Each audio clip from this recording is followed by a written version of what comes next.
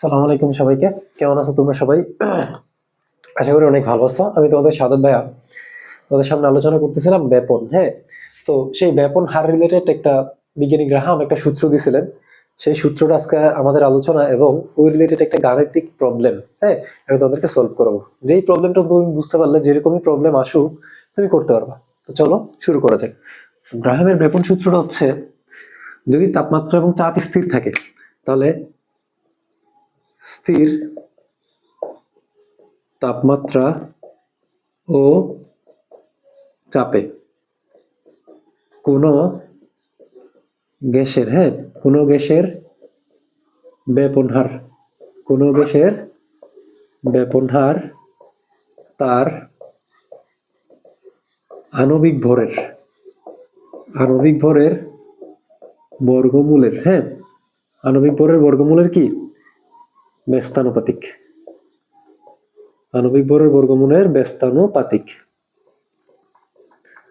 ঠিক আছে, এটা হচ্ছে গ্রাহামের ব্যাপন সূত্র। মানে কোন একটা গ্যাসের ব্যাপন হারকে যদি আমরা আর ধরি, তাহলে R is inversely proportional to root over N, তার আণবিক ভরের বর্গমূলের ব্যস্তানুপাতিক। এখন আমরা যদি দুটো গ্যাসের মধ্যে কম্পেয়ার করি, যে একটা গ্যাসের ব্যাপন হার যদি আর1 ধরি আর একটা গ্যাসের ব্যাপন হার যদি আর2 ধরি, তাহলে R1/R2 ইজ ইকুয়াল টু তাদের কি হবে, আণবিক ভরের বর্গমূলের ব্যস্তানুপাতিক। তাহলে ব্যস্তানুপাতিক যেহেতু R1 যেহেতু এখানে উপরে, M1 যাবে নিচে, R2 যেহেতু নিচে, M2 যাবে উপরে। তাহলে এটাই হচ্ছে আমাদের কি গ্রাহামের ব্যাপন সূত্র।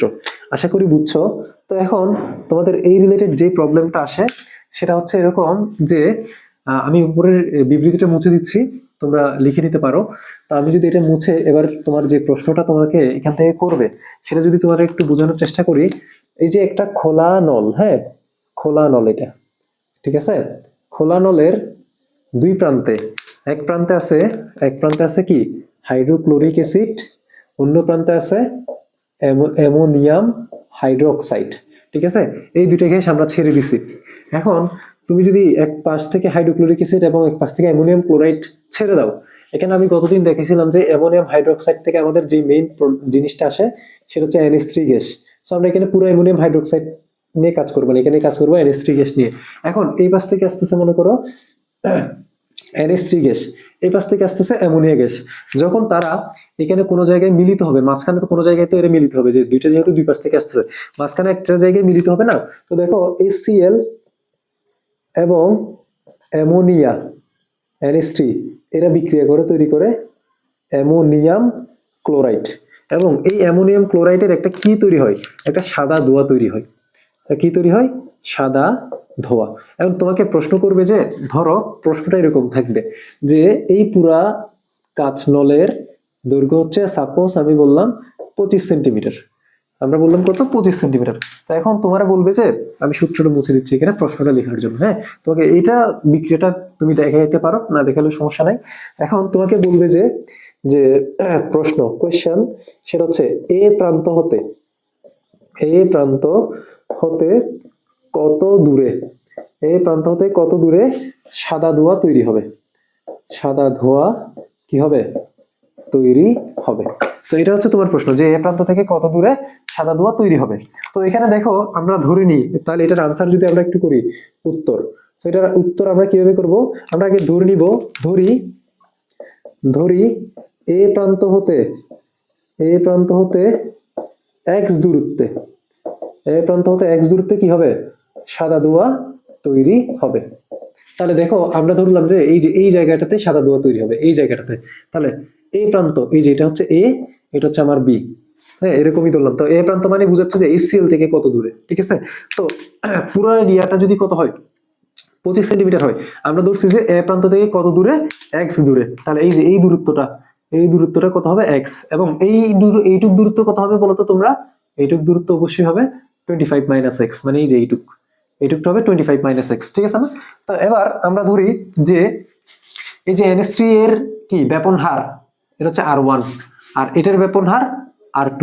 ঠিক আছে, তো আমরা সূত্র থেকে কি শিখছি, আমরা শিখছি R1/R2 is equal to root over কি হবে, M2/M1। ঠিক আছে না, R1/R2 is equal to root over M2/M1। আর তোমরা আশা করি জানো এখানে NH3 এর আণবিক ভর কত, মানে NH3 মানে কি, এটা হচ্ছে M1, M1 হচ্ছে 17, আর M2 হচ্ছে কত, HCl এর আণবিক ভর, এটাও আশা করি জানো, এটা হচ্ছে 36.5। H3 এর আণবিক ভর কত, 36.5।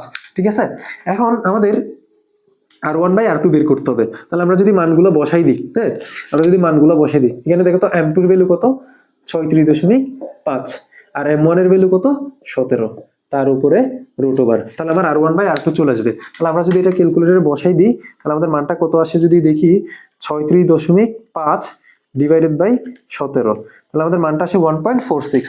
তাহলে আমাদের R1/R2 আসে কত, 1.46। ঠিক আছে, তো দেখো এইটুক তো আশা করি বুঝছো, ঠিক আছে না?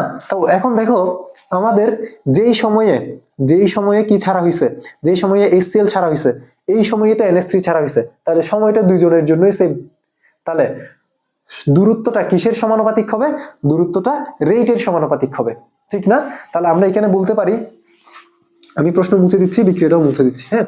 তো আমরা এখানে বলতে পারি যে দেখো দূরত্ব, দেখো এই যে এটা কতটুকু দূরত্ব অতিক্রম করছে, x পরিমাণ দূরত্ব অতিক্রম করছে, তাই না? এই যে HCl-টা, তাহলে আমরা এখানে বলতে পারি x প্লাস এটা কতটুকু দূরত্ব অতিক্রম করছে, দেখো তো x এর কত গুণ, x এর কত গুণ, 1.46 গুণ হবে না? কারণ R1 R2 এর কত গুণ, 1.46 গুণ। তুমি যদি না বুঝো, আমি যদি বলি R1 is equal to 1.46 R2 হবে না? তাহলে দূরত্বটাও ঠিক তত গুণ অতিক্রম করবে না, কারণ আমরা ফিজিক্সে জানি s is equal to vt। তাহলে টাইমটা যেহেতু সেম, তাহলে সরণটা বেগের কি হবে, সমানুপাতিক হবে না একদম। তাহলে সে যদি এটা যদি x পরিমাণ যায়, তাহলে এটা কতটুকু যাবে, 1.46 x পরিমাণ যাবে না? বুঝছো? তাহলে ইজ ইকুয়াল টু কত, টোটাল ডিসটেন্সটা না, তো আমাদের টোটাল ডিসটেন্স কত, 25। বুঝছো? তাহলে এখানে আমাদের কত আসে, 2.46x ইজ ইকুয়াল টু আসে 25। এখান থেকে x ইজ ইকুয়াল টু চলে আসে 25/2.46। আমরা যদি জাস্ট ক্যালকুলেটরের মানটা বসাই দিই, এটার মান 10 পয়েন্ট সামথিং আসবে। তো 25 ডিভাইডেড বাই 2.46, তাহলে আমাদের মানটা চলে আসে হচ্ছে 10.16। 10 পয়েন্ট কত, 16 সেন্টিমিটার। তার মানে এ প্রান্ত হতে বা HCl হতে কত দূরে, মাত্র 10.46 সেন্টিমিটার দূরে সাদা ধোঁয়া তৈরি হবে। তো তোমাকে যদি বলতো বি প্রান্ত থেকে কত দূরে, জাস্ট তুমি 25 থেকে এটা বাদ দিলেই তো চলে আসতো। তো আমি যদি এটাও তোমাদেরকে জন্য সলভ করে দিই যে ভাই বি প্রান্ত থেকে কত দূরে, তাহলে বি প্রান্ত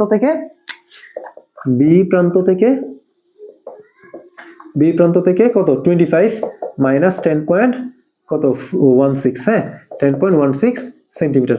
জাস্ট মাইনাস করলেই বি প্রান্ত থেকে কত দূরে সেটা আমাদের বেরিয়ে চলে আসবে। আশা করি তোমরা ক্লাসটা বুঝতে পারছো। যদি না বুঝে থাকো কমেন্ট করো, ভাই আমি এই জায়গায় বুঝি নাই, ভাই চেষ্টা করবো আবার বুঝিয়ে দেওয়ার জন্য। ধন্যবাদ সবাইকে।